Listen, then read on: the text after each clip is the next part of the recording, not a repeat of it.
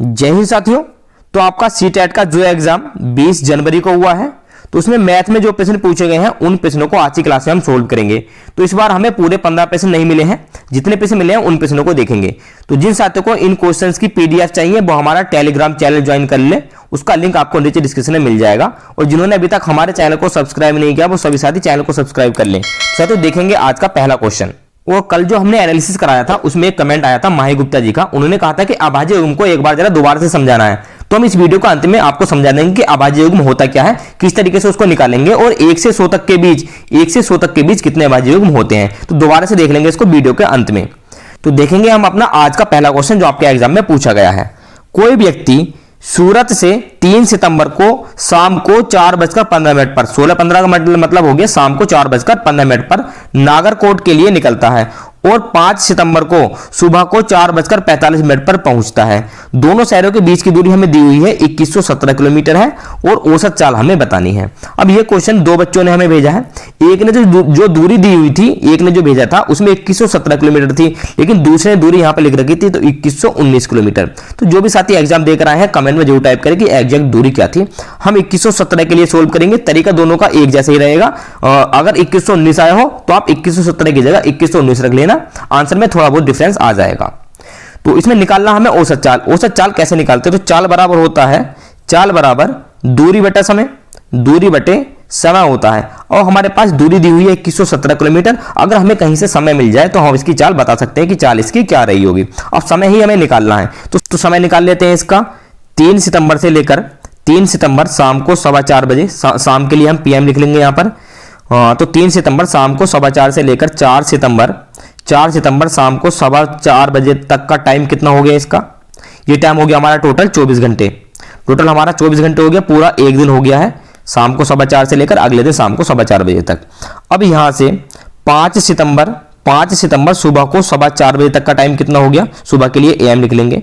अब 4 सितंबर के दिन शाम को 4:15 से अगले दिन सुबह को 4:15 बजे के लिए आधा दिन हो गया पूरा। और आधा दिन के लिए कितने घंटे हो गए? 12 घंटे हो गए हमारे। लेकिन हमें पहुंचना कब था? पहुंचे थे हम 4:45 पर सुबह को ही, उसी दिन 5 सितंबर को। अब यहां पर टाइम लिख लेंगे 5 सितंबर को ही 4:45 पर वो पहुंच रहा है सुबह के लिए, एएम लिख लेंगे। तो यहां से यहां तक का डिफरेंस कितना हो गया, यानी टाइम कितना लगा? उसको लगे यहां पर 30 मिनट। 30 मिनट लगे। इतना समझ में आ गया कि जो 3 सितंबर को 4:15 बजे से लेकर 4 सितंबर शाम को 4:15 बजे पूरा एक दिन हो गया, 24 घंटे हो गए। अब 4 सितंबर शाम को 4:15 बजे से लेकर 5 सितंबर सुबह को 4:15 बजे तक, शाम के 4:15 से अगले दिन सुबह के 4:15 तक, तो कितना टाइम हो गया? आधा दिन हो गया, यानी कि 12 घंटे हो गए हमारे। अब जो पहुंचा था वो 4:45 पर पहुंचा था उसी दिन सुबह को 5 सितंबर को ही। तो 4:15 से लेकर 4:45 तक का टाइम 30 मिनट हो गया। अब ये घंटे में दे रखे दोनों, तो इसके भी घंटे में बदल लेंगे। तो 30/60 कर लेंगे, 0 से 0 कट जाएगा और 3 दूनी 6 हो जाएगा, यानी कि 1/2 हो जाएगा। और 1/2 का मतलब होगा 0.5 आवर, यानी कि 0.5 घंटे, यानी कि आधा घंटा हो गया। अब टोटल टाइम हम जोड़ लेंगे 24, 12 और इस आधे घंटे को हम जोड़ेंगे इसको। तो टोटल हमारा कितना आ जाएगा यहाँ पर निकलकर? 24 + 12 और 0.5, यहाँ पर दशमलव आगे 0 लगा लेंगे और 0.5 हो जाएगा यहाँ पर। तो जोड़ेंगे 5.426 2 और 1 3। हमारा टोटल कितना आ गया यहाँ से? 36.5, यानी कि 36.5 घंटे आ गए हैं। तो अब हम स्पीड निकाल देंगे।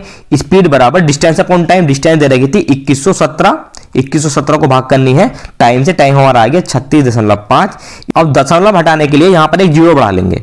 इसको फिर 5 से काट देंगे, 5 से इसको काटेंगे तो ये हमारा आ जाएगा 5 7 35, एक बचेगा यहाँ पर 15 हो जाएगा और 5 तिया 15, यानी कि 73 आ जाएगा 5 से 365 को काटने के बाद। और 5 से इसको काटेंगे तो 5 चौक के 20, एक बचेगा 11 हो जाएगा, 5 दूनी 10, एक बचेगा 17 हो जाएगा और 5 तिया 15, 2 बचेगा 20 हो जाएगा, 5 चौक 20। हमारा ये आ जाएगा 4234 और नीचे जाएगा 73।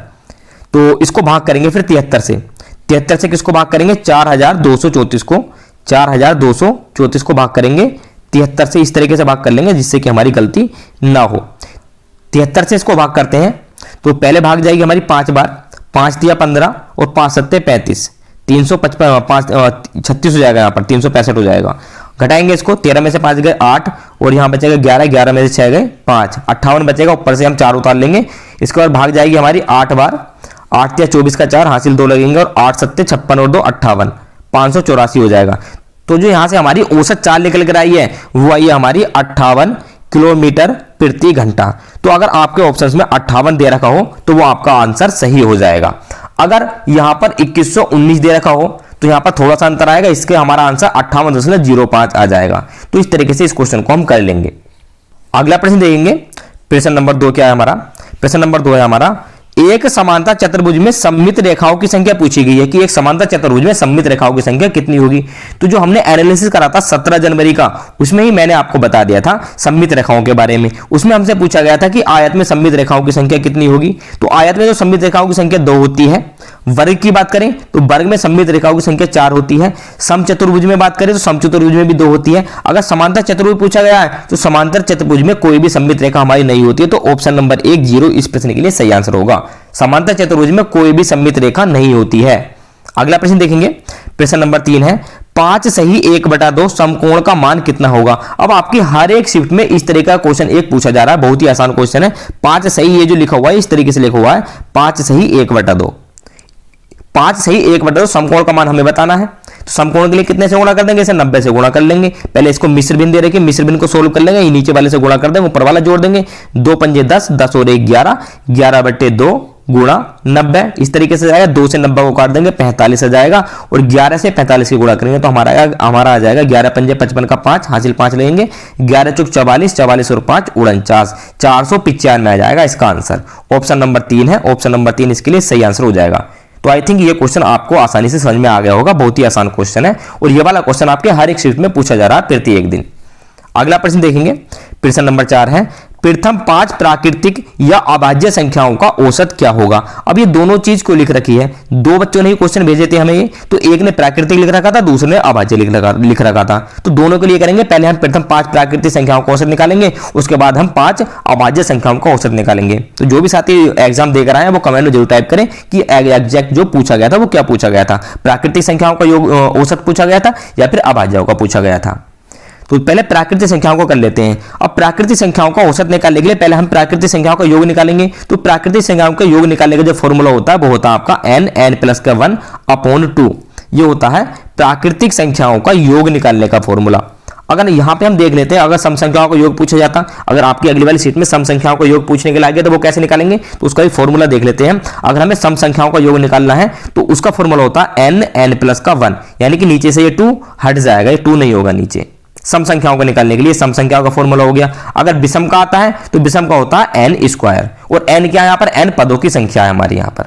तो निकालेंगे, पहले हमें क्या निकालना है, प्रथम 5 प्राकृतिक अभाज्य संख्याओं का औसत निकालना। तो n की जगह 5 रख देंगे और सोल्व कर लेंगे। इसको रखेंगे 5, यहाँ पर अंदर 5 रहेंगे, 5 प्लस का 1 डिवाइड कर देंगे 2 से, तो हमारा जाएगा 5 गुणा 6, 5 और 1 6 हो जाएगा यहाँ पर। तो 5 गुणा 6/2, 2 से 6 को काट देंगे 3 आ जाएगा, और 5 तिया 15 आ जाएगा हमारा। कितना आ गया यहाँ से, योग तो हमारा निकल कर आ गया 15। योग हमारा कितना आ गया, प्रथम 5 प्राकृतिक संख्याओं का 15 आ गया है, और कितनी प्राकृतिक संख्याओं का पूछा गया, 5 का। तो 5 से इसको भाग कर देंगे औसत निकालने के लिए, 5 तिया 15, हमारा औसत कितना आ जाएगा, 3 औसत आ जाएगा। किसके लिए, प्राकृतिक संख्याओं के लिए। पहली 5 प्राकृतिक संख्याओं का औसत हमारा 3 आ गया। अब बात करते हैं अभाज्य संख्याओं का। तो अभाज्य संख्याओं का योग निकालने का कोई फॉर्मूला नहीं होता है, हम पहली 5 अभाज्य संख्याएं लिखेंगे और उसके बाद ही हम सोल्व करेंगे। तो यहाँ पर हम पहले अपनी 5 अभाज्य संख्याएं लिख लेते हैं। पहली अभाज्य संख्या 2 होती है, इसके बाद हमारा आ जाएगी 3, 3 के बाद 5 आ जाएगी, 7 आ जाएगी, 9 हमारी नहीं होगी, इसके बाद हमारा 11 आ जाएगा। तो हमारी 5 अभाज्य संख्याएं होगी पहली। इसको भाग कर देंगे कितने से, 5 से, और सबको जोड़ देंगे, हमारा औसत निकल कर आ जाएगा इस तरीके से। यहाँ पे जोड़ देंगे इनको और 5 से इनको भाग कर देंगे। तो जोड़ेंगे, इनको जोड़ने पर क्या आएगा, 2 3 5, 5 और 5 10, 10 और 7 17, 17 और 11 28, यानी कि हमारा 28/5 आ जाएगा। और 5 से इसको भाग करेंगे तो 5 पंजे 25 हो जाएगा, 3 बचेगा, दशमलव लगा के 0 लगा लेंगे तो 5 छंग 30 हो जाएगा। जो हमारा औसत निकल के आ जाएगा अभाज्य संख्याओं का पहली 5, वो हो जाएगा 5.6। तो अभाज्य संख्याओं के लिए आपके जिस भी ऑप्शन में 5.6 था वो आपका ऑप्शन सही हो जाएगा। अगला प्रश्न देखेंगे, प्रश्न नंबर 5 है, एक आयत जिसकी लंबाई और चौड़ाई क्रम से 4 सेंटीमीटर और 6 सेंटीमीटर है, उसको अगर हम 4 एक समान वर्गों में काट दिया जाता है, अगर हम उसको 4 एक समान वर्गों में काट दें तो एक वर्ग का क्षेत्रफल क्या होगा। इस तरीके का कुछ क्वेश्चन था, एग्जैक्ट क्वेश्चन हमें नहीं पता, बस कुछ इस तरीके का क्वेश्चन था। तो पहले हम एक आयत ही बना लेते हैं। यहाँ पर एक आयत ले लेते हैं, यहाँ पर हम एक आयत बनाएंगे। ये हमने एक आयत बना लिया यहाँ पर इस तरीके से, और इसमें दिया हुआ क्या है इसकी जो लंबाई चौड़ाई दे रखी है वो दे रखी है 4 सेंटीमीटर और 6 सेंटीमीटर। 4 सेंटीमीटर या 6 सेंटीमीटर मान लेंगे, लंबाई चौड़ाई कुछ भी इससे कोई फर्क नहीं पड़ता है। 4 सेंटीमीटर यहाँ पे लिख लिया हमने, 6 यहाँ पे लिख लिया। अब इसका हम पहले एक क्षेत्रफल निकालते हैं। तो आयत का क्षेत्रफल क्या होता है, लंबाई गुणा चौड़ाई, 6 गुणा 4 इक्वल टू 24। 24 सेंटीमीटर का स्क्वायर, ये इसका क्षेत्रफल आ गया हमारे आयत का। अब इसको हम 4 बराबर बराबर भागों में बांट रहे हैं, यानी कि 4 समान वर्गों में काट रहे हैं। तो एक वर्ग का क्षेत्रफल हमें बताना है, यानी कि इस क्षेत्रफल में कितने वर्ग बन रहे हैं, इस क्षेत्रफल में बन रहे हैं हमारे 4 वर्ग। तो 4 वर्गों का क्षेत्रफल कितना हो जाएगा, 4 वर्गों का क्षेत्रफल टोटल हो जाएगा 24। हमें एक वर्ग का निकालना है। एक वर्ग का क्षेत्रफल क्या होगा, इस 24 को भाग कर देंगे 4 से, 4 छक्का 24, तो हमारा 6 सेंटीमीटर का स्क्वायर आंसर आ जाएगा एक वर्ग के क्षेत्रफल का। तो आपको ऑप्शंस में अगर 6 दिया हुआ होगा तो वो आपका सही आंसर हो जाएगा। तो आज हमें ये 5 क्वेश्चन मिले थे जो हमने आपको करा दिए। अब हम कल के जो एनालिसिस वीडियो के ऊपर जो कमेंट आया था उसके बारे में बात करते हैं। उसके बारे में क्या बताया गया था, अभाज्य युग्म। अब अभाज्य युग्म होते क्या है, देखेंगे अभाज्य युग्म होते क्या है। अब अभाज्य संख्याएं होती है हमारी, तो ऐसी दो अभाज्य संख्याएं जिनका अंतर 2 आए, ऐसी दो अभाज्य संख्याएं जिनका अंतर कितना आए, 2 आए, उनको घटाने पर 2 आए। जैसे पहली अभाज्य संख्या हमारी 2 होती है, दूसरी अभाज्य संख्या है 3। अगर हम दोनों को घटाएंगे, 3 - 2 करेंगे, 3 - 2 करेंगे तो हमारा अंतर 1 आ जाएगा। तो ये क्या, ये हमारा अभाज्य युग्म हुआ? नहीं, ये हमारा अभाज्य युग्म नहीं हुआ, क्योंकि इसका अंतर 1 आ रहा, अंतर 2 आना चाहिए। अच्छा, अगली अभाज्य संख्या ले लेते हैं, 3 और 5 ले लिया, लेकिन क्रमागत ही लेंगे हम, क्रमागत ही लेंगे, 2 और 5 नहीं ले सकते हैं। अच्छा, 3 और 5 लेंगे, 3 और 5, 5 में से 3 को घटाएंगे, 5 - 3 = 2, तो इनका अंतर 2 आया, तो ये हमारा एक अभाज्य युग्म हो गया। तो ये हमारा क्या हो गया, एक अभाज्य युग्म हो गया। इस तरीके से आगे देखेंगे, 5 और 7, 5 और 7, 7 में से 5 घटाएंगे तो अगेन हमारा 2 आएगा, तो ये भी हमारा अभाज्य युग्म हो गया। आगे देखेंगे 7 और 11, 7 और 11 क्रमागत अभाज्य संख्या है, 11 में से 7 को हटाएंगे तो हमारा 4 आएगा। तो क्या ये हमारा अभाज्य युग्म हुआ? नहीं, ये हमारा अभाज्य युग्म नहीं होगा। अभाज्य युग्म वही होता है जब दो अभाज्य संख्या को घटाने पर उनका अंतर 2 आ जाए। तो आई थिंक आपको अभाज्य युग्म समझ में आ गया होगा कि अभाज्य युग्म निकालते कैसे हैं। अब होते कितने अभाज्य युग्म वो हम पता लगा लेते हैं। देखो, मुझे तो याद है, लेकिन आपको सबसे पहले सारी अभाज्य संख्या लिखनी पड़ेंगी 1 से 100 तक की, उसके बाद आपको अंतर देखना होगा। मुझे याद है, मैं आपको डायरेक्ट बता सकता हूं कि अभाज्य युग्म कौन कौन से होंगे 1 से 100 तक। पहले 1 से 50 तक देख लेते हैं। 1 से 50 तक हमारे टोटल 6 अभाज्य युग्म होते हैं, वो ये हैं 3, 5, 3, 5, इन दोनों का अंतर 2 आएगा। आप देख लेना, 5 में 3 को हटाएंगे तो 2 आ जाएगा। इसके बाद हमारा जो अगला अभाज्य युग्म होगा वो होगा 11 और 13, 11, 13 हो जाएगा। 11, 13 के बाद हमारा होगा 17 और 19, 17, 19 हो जाएगा। 17, 19 के बाद हमारा होगा 29 और 31, 29, 31 हो जाएगा। 29, 31 के बाद बात करें तो हमारा होगा 41 और 43, 41 और 43 होगा, 41 और 43। तो ये हमारे हो गए 1, 2, 3, 4, 5, एक रह गया हमारा, वो कौन सा रह गया, 5 और 7 रह गया बीच में। 5 और 7, 5 और 7 का भी अगर हम अंतर करेंगे तो अंतर 2 ही आएगा इनका। तो हमारे टोटल 6 हो गए 1 से 50 तक। 1 से 50 तक हमारे 6 अभाज्य युग्म हो गए।